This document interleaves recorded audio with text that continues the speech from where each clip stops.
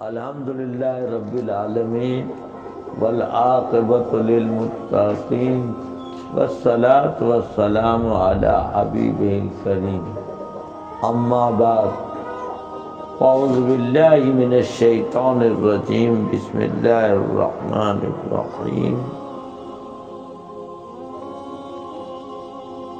برادران ملت اسلامیہ، درود پاک پڑھیں اللہم صلی علی سیدنا مولانا محمد عدد ما فی علم اللہ صلاۃ دائمۃ بدوام ملک اللہ۔ ہمارے مرشد فرماتے ہیں عزیزان من، آپ پر بے حد سلام مسنون ہو اور دونوں جہاں کی غیر حادث نعمتوں سے اللہ منعم سرفراز فرمائے۔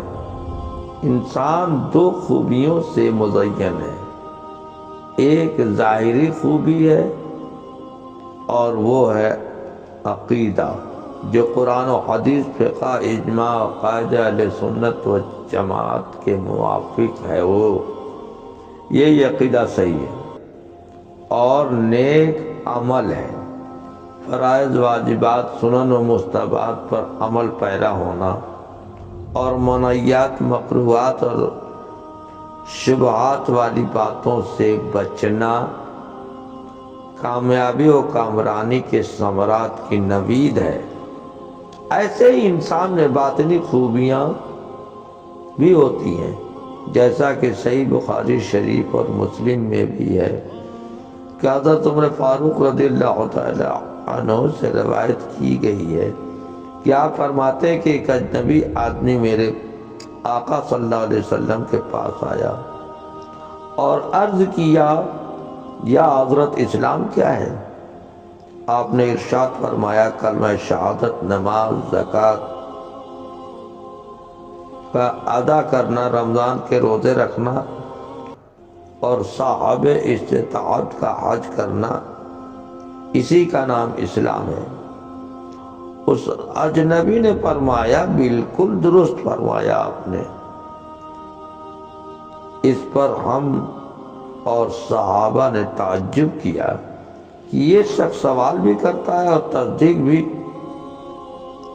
پھر ایمان کے متعلق پوچھا تو حضور صلی اللہ تعالیٰ علیہ وسلم نے ارشاد فرمایا، خدا اور اس کے فرشتوں، کتابوں، رسولوں اور قیامت پر یقین رکھنے اور اس امر پر یقین رکھنے کا نام ایمان ہے کہ تمام خیر و شر اللہ تعالیٰ کی طرف سے مقدر ہے۔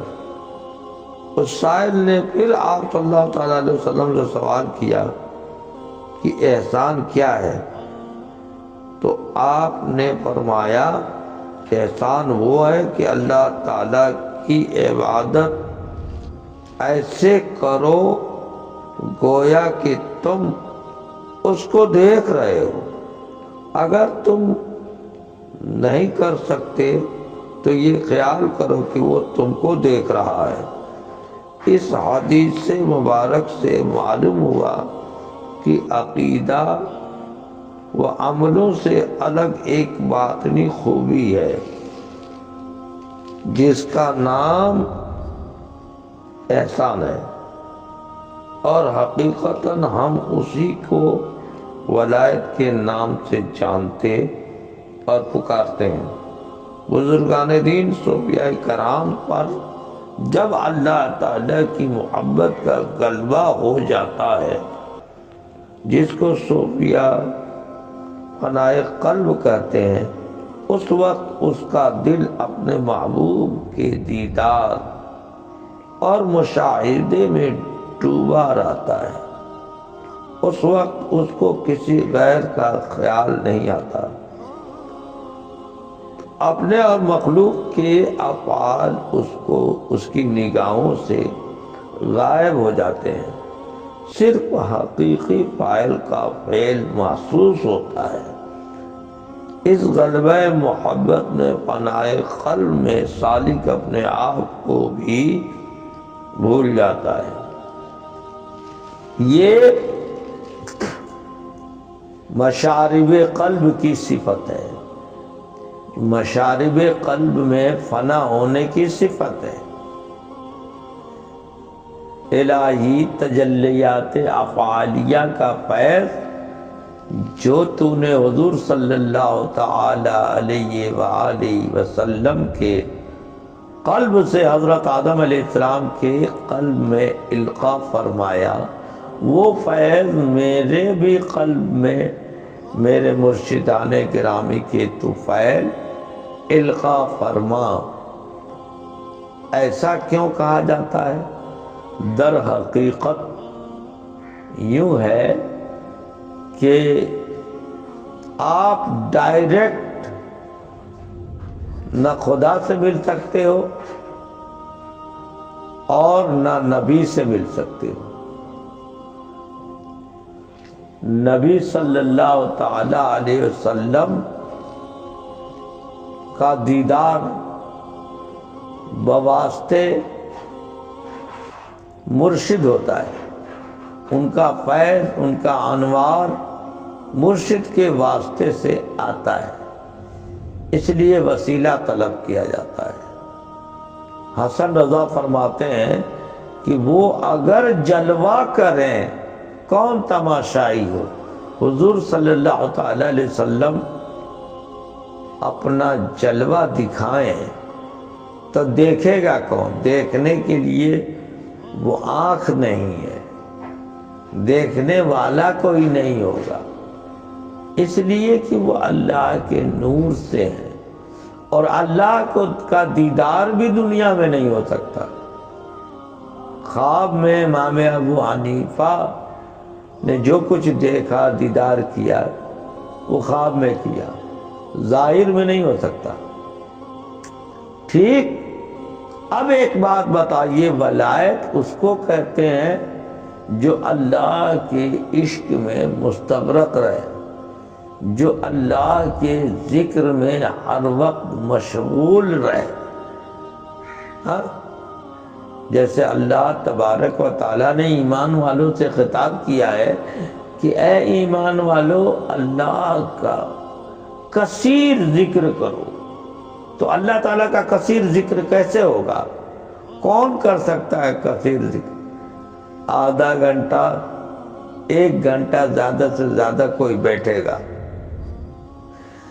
اللہ کا ذکر کرنے کے لیے، پھر ہاتھ سلب ہونے لگے گا یا پاؤں، توجہ ہٹ جائے گی، ادھر ادھر چلے جائیں گے، دماغ چلا جائے گا، ہزاروں کام ہیں، کام میں پڑ جائیں گے، خیالات تبدیل ہو جائیں گے، تو پھر کثیر ذکر کیسے ہوگا؟